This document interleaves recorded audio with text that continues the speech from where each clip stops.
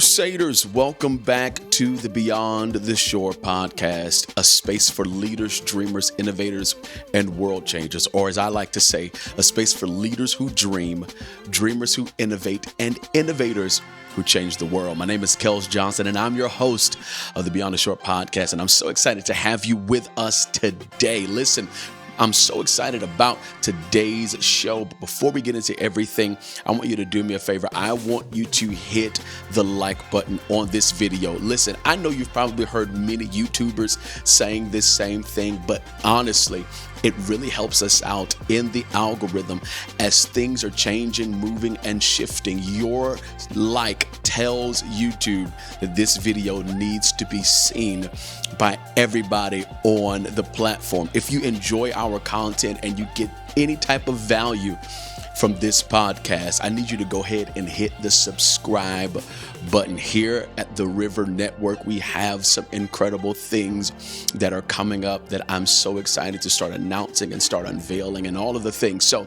I want you to be in the know. So hit the subscribe button right now. Our community has been growing. I was checking some analytics and looking at some things, and I was like, oh, a couple of our goals, we're going to hit them this year, way before the year is out, and I'm thrilled about it. Thank you so much for being a part of our tribe. I hope that you are growing. I hope that you are finding your purpose and doing all that God has called you to do, and I hope that we get to play a small part in your development and your journey. Let's jump in to this episode. Okay. So I want to go ahead and get this out of the way. It is official for about 3 weeks now. My wife and I now are residents of Atlanta, Georgia. Welcome to Atlanta, where the players play and the prayers pray. Man, we are officially residents here in Atlanta, and we are so excited about it. It feels like home to me. I'm originally from Houston, born and raised, grew up there, spent well over into halfway of my 20s in Houston, and we moved up to Pennsylvania, and now we're back here in the South, here in Atlanta, and it feels like home. And thinking about this whole transition time from Houston to Pennsylvania for the past 3.5 years, and then now here to Atlanta, I started to have this thought and thinking about content creation journey and just kind of the episodes that we're on here on the podcast. I started to have this thought, and it all just kind of culminated and came to a head. And I want to start off with this thought right here. We've all heard the phrase, good things come to an end. Good things come to an end. I want to expand that phrase and say all things come to an end. Everything in life comes to an end. And I think this is important to understand because I think in the times where seasons are bad and seasons are not going the way that we wanted them to, and seasons are not doing what we wanted them to do, we can tend to think that this bad season is just going to be here forever. But the reality of it is going to end. So the question then becomes, if we know that ending is inevitable, here's the question: how do we end well? And that's the thought that I want to talk about today on today's podcast. How to end seasons well. As you can know or tell, over the past 3 to 5 years, my life has been a season of endings and beginnings, ending the season in Houston to move to Pennsylvania, ending the season in Pennsylvania to move to Atlanta. And the truth of the matter is this: it's got to end at some point. But where we go wrong is we don't monitor how it ends. We tend to focus on the fact that it's ending, that we're not monitoring how the season is going to end. And sometimes seasons can just end good on their own. But then there are other times where seasons have to be managed in order for them to end good, or else we'll just continue to have horrible seasons that we end, and we tend to take those into new seasons, and we have not healed from the last season, and we're trying to honor this new season or have hope for this new season, but being frustrated with the last season that we're in. And so I want to help us right now end seasons well. We have been a part of a couple of different churches. I'm third generation pastor, for those of you who don't know. And so my experience in church is very vast. And over the past couple of years, we've been afforded the opportunity to partner with some churches to help to forward their dream, their vision, and their mission. And that has been phenomenal. But the reality of it is those seasons had to come to an end. They all had to come to an end. In order for us to be in Atlanta right now, those seasons had to end. And thinking back over those seasons, I've realized that what we've been able to do is to end seasons, hear me, with relationships intact. That is very crucial, critical, and vital for you to hear. We've been able to end seasons with relationships still intact. The truth of the matter is, can we just be real? Sometimes we don't end relationships well. Seasons end and then relationships burn at the stake. Seasons end and y'all become nemesis. You've become each other's worst enemies. And it's because we don't actually know how to end seasons well. Largely in part, I'll say this, because our emotions are involved. Ending anything is always emotional.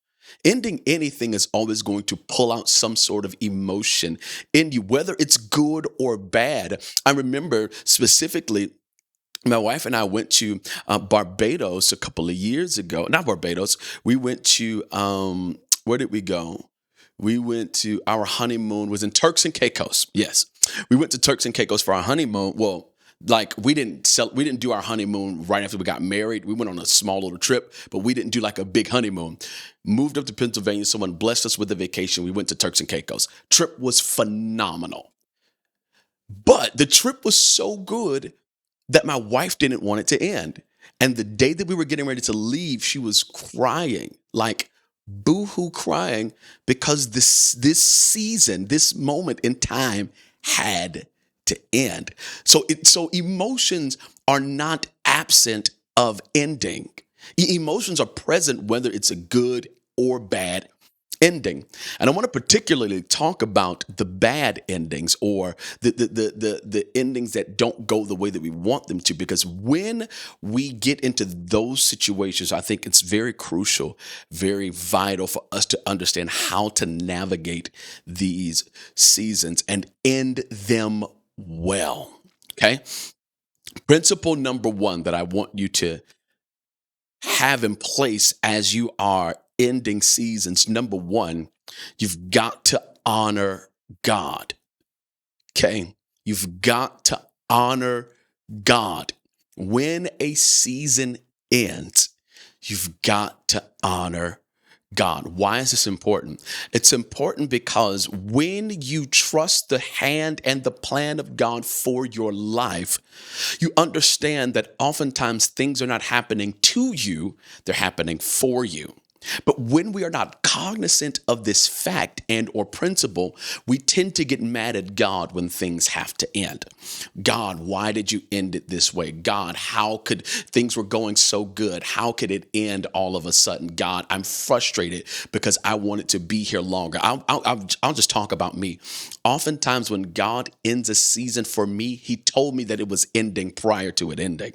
And because I'm a loyalist, because I like to be there for people, I'll just linger around and keep doing what I think is a good idea when God has already given me instruction about what to do next. And so he'll oftentimes have to force me out of a situation because I'm a loyalist. I love people. I love helping. I love to be there. I love to be dependable to people. And so Oftentimes we'll get upset with God, like, oh my God, how could you end this for me? It was so good. This was the best season of my life. I was thriving. We were getting it in. And now you've ended it, and I'm frustrated and I'm upset. But here's a principle that I need you to understand. In order for a new season to emerge, the old season has to die. I'll say that again because you missed it. In order for a new season to emerge, the old season has to die. In order for a tree to emerge, the season of being a seed has to die. In order for you to produce what you're trying to do, the season of it just being an idea has to die. And oftentimes, hear me, our season is ending not because God is mad at us. Our season is ending not because something went wrong. Hear me. Our season is ending because of a prayer that we prayed that we forgot about.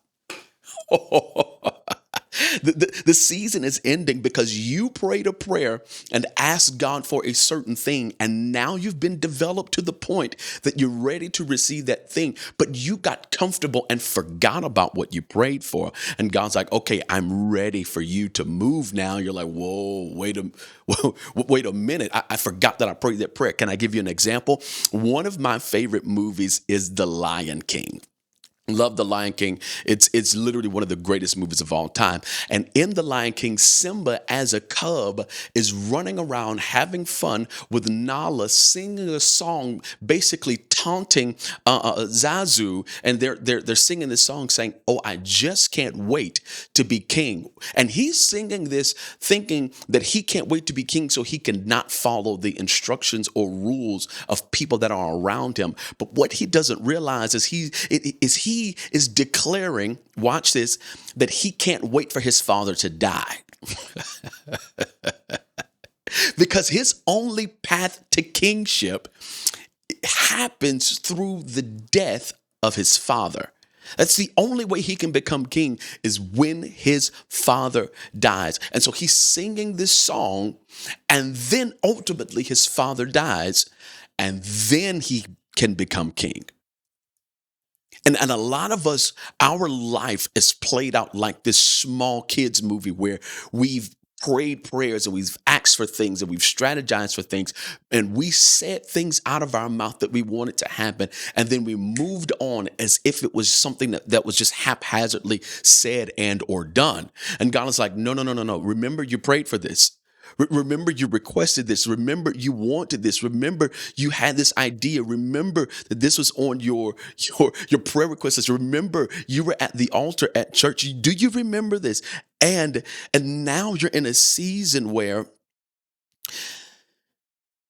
this thing has to die, and you have to emerge in the newness of what you were praying for and of what the next season will call from you.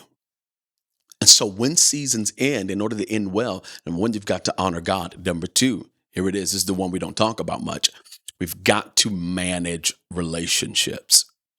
In order for a season to end well, we've got to manage relationships.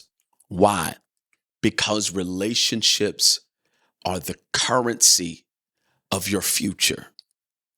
Relationships are the currency of your future. You will never get where you're supposed to go absent of the relationships that you need to have.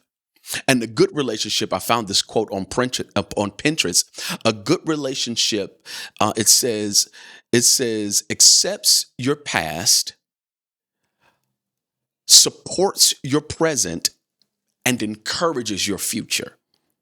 A good relationship accepts your past, supports your present, and encourages your future. And what we've been able to do, myself and my wife, is we've been able to navigate managing relationships. Prior to coming here to Atlanta, our main objective and goal, matter of fact, prior to even moving from Houston to Pittsburgh, our main objective and goal was, God, whatever this season is for us now, whenever you call us away from it, Let us maintain and keep relationships intact. Why? Because we don't want to burn bridges with people. And it's not just burning bridges because of opportunity. It's burning bridges for the sake of you don't want to be a part of people's trauma. You don't want to be a part of people's pain point. You don't want people. My grandfather would have said it like this: don't make people glad twice. Glad to see you come and glad to see you go. And sometimes situations can get so bad at the end that people are just glad to see you go. You leaving is a sigh of relief for them.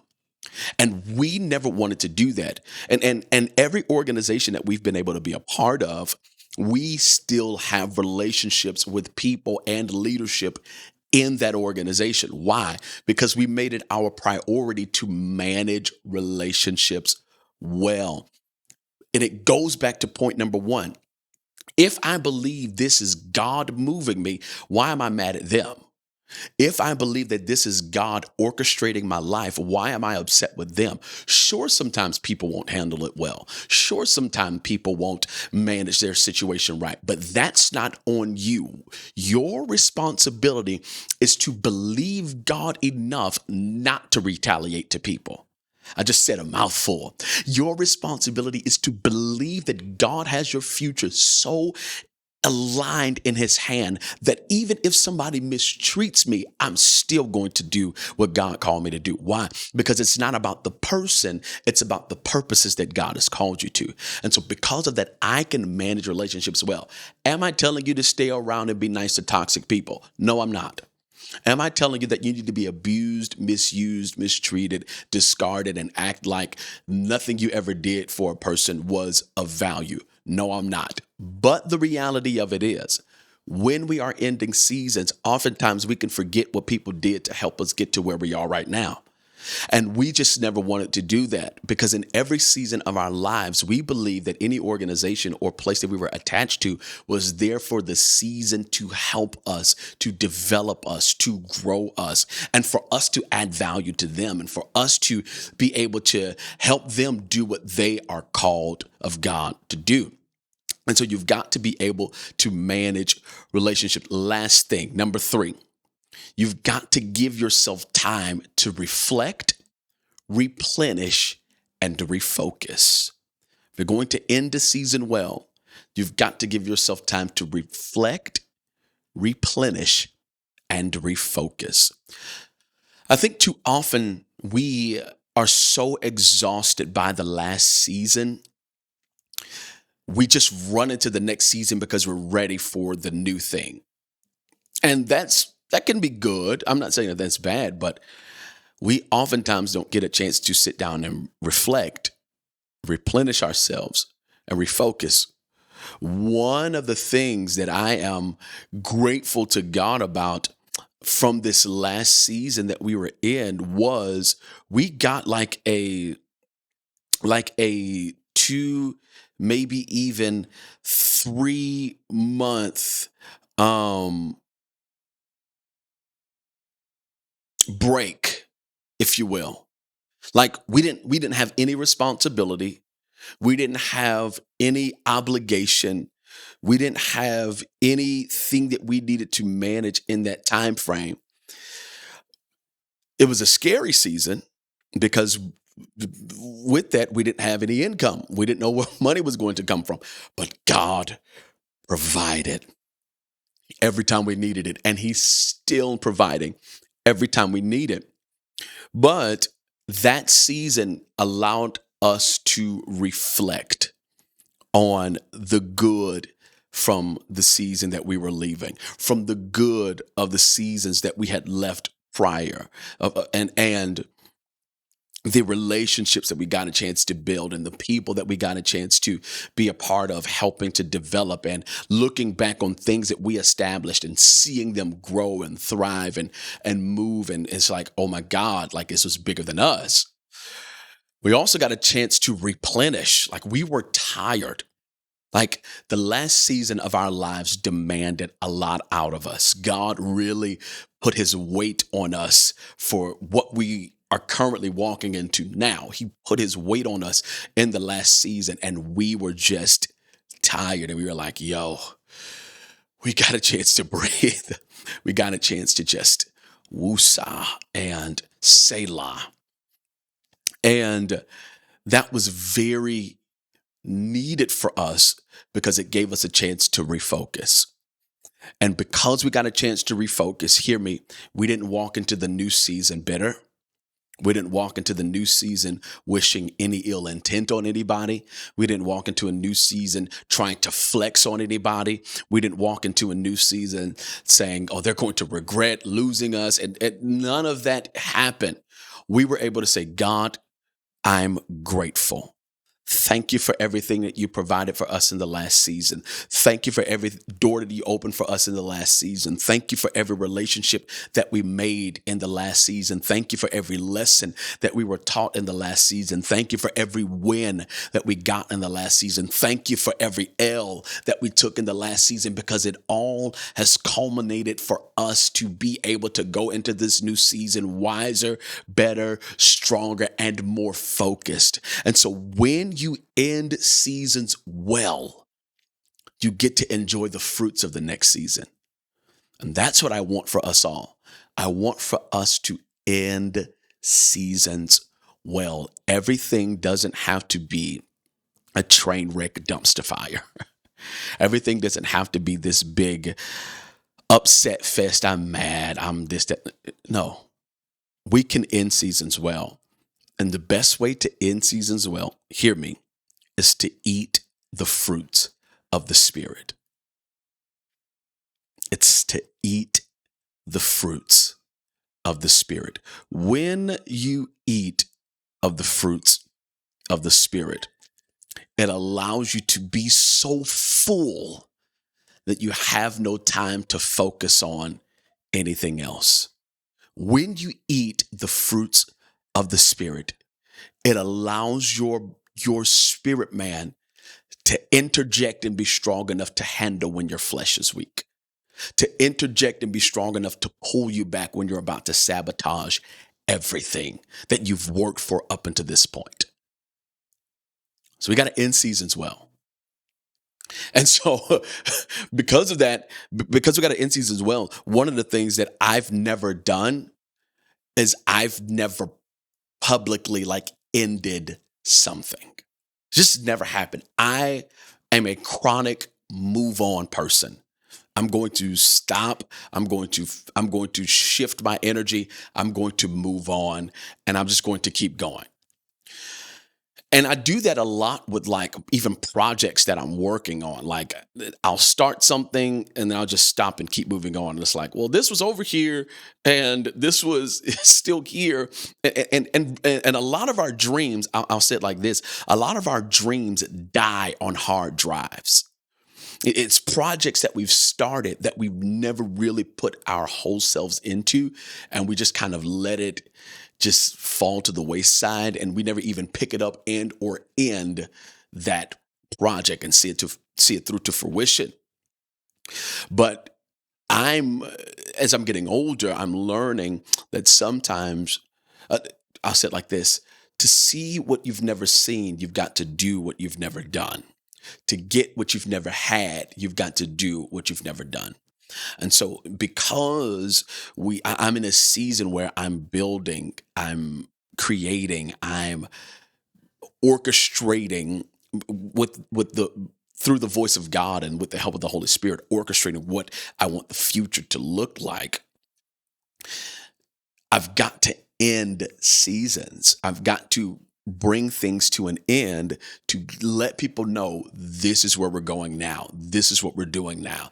This is how we're moving now. And so because of that, I want to say it like this. This is the final episode of season 1 of the Beyond the Shore podcast. We've had an incredible run to this season. I've gotten a chance to be with some incredible people. One of my good best friends, Matt Leach, Swaggy Leach is what we call him. He lives in Pennsylvania, and him and his beautiful wife just got a house, and so now we're literally 12, 13 hours apart from each other. And so just thinking back on the fun that we had in the first couple of episodes that we did together, and being able to bring on David Winston, and just, man, talking about some incredible stuff this first season, I thought it was befitting to end season one right here, talking about how we ended the last season well, and the principles that we learned from the last season. Because I believe that this fresh season has to have fresh vision and fresh ideas, and we need to put all of our energy and focus into that as we move forward. So this is the final episode of season one. I want to give you some vision of River Network.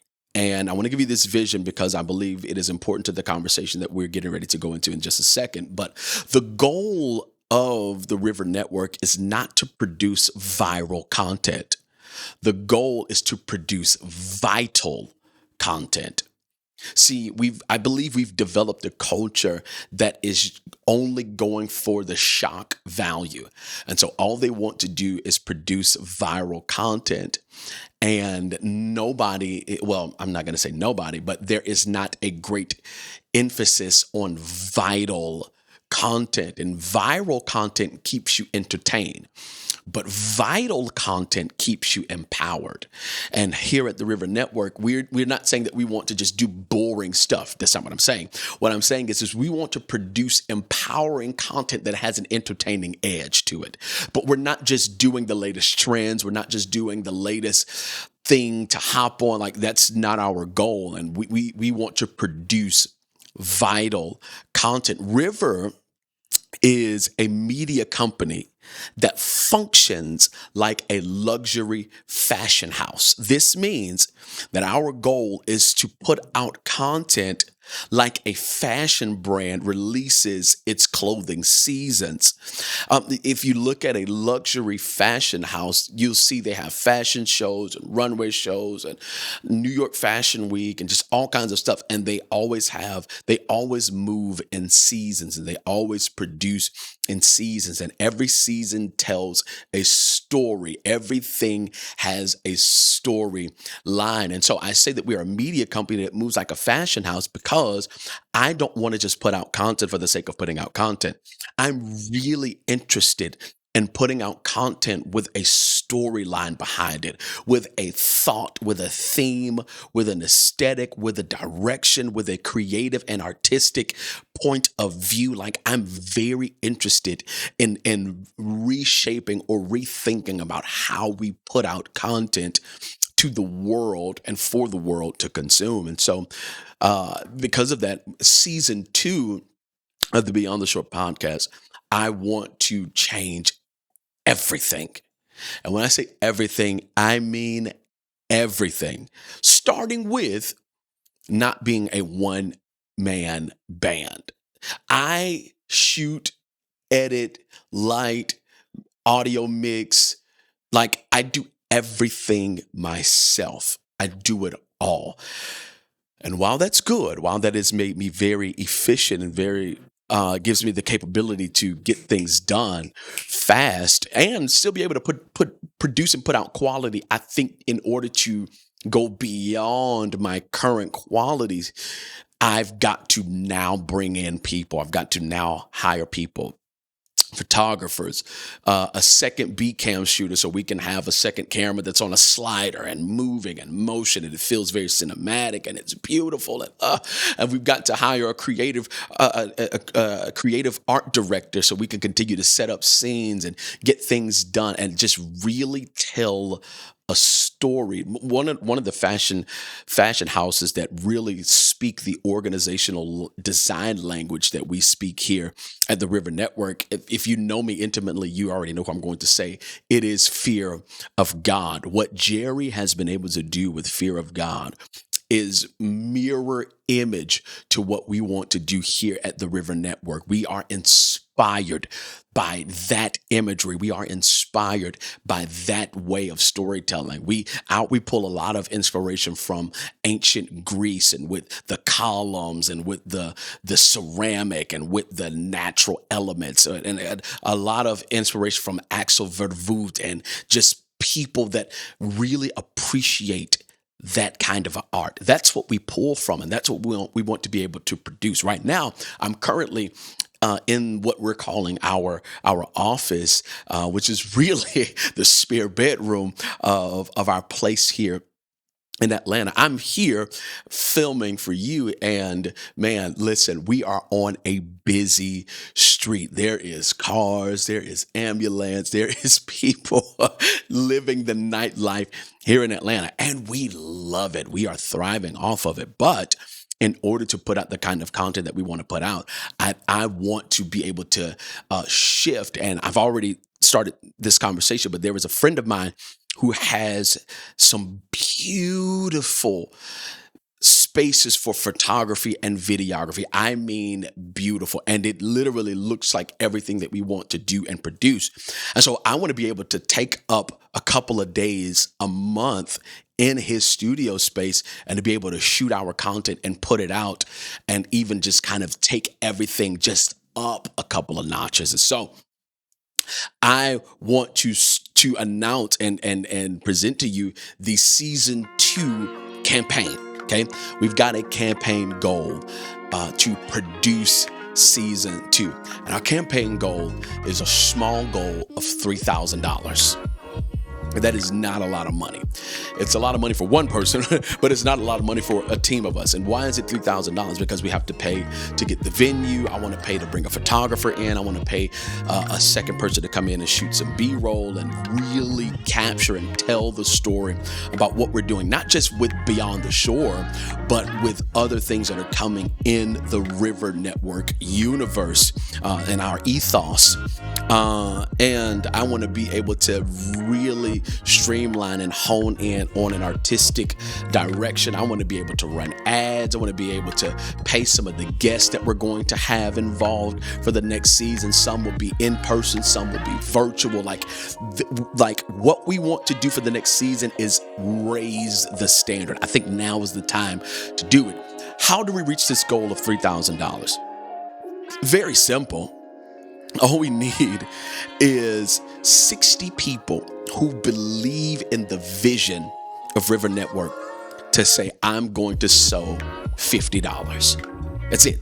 60 people who believe in the vision of River Network to say, I'm going to sow $50 into the River Network. If we get 60 people to do that, we will reach our goal. And then anything over that, I mean, come on, we're working from the overflow at that point. We're like, we've really moved up the bar after that. And our goal is to get this raised by May 1st, because we want to go into production all of May and release season 2 at the top of June. Okay.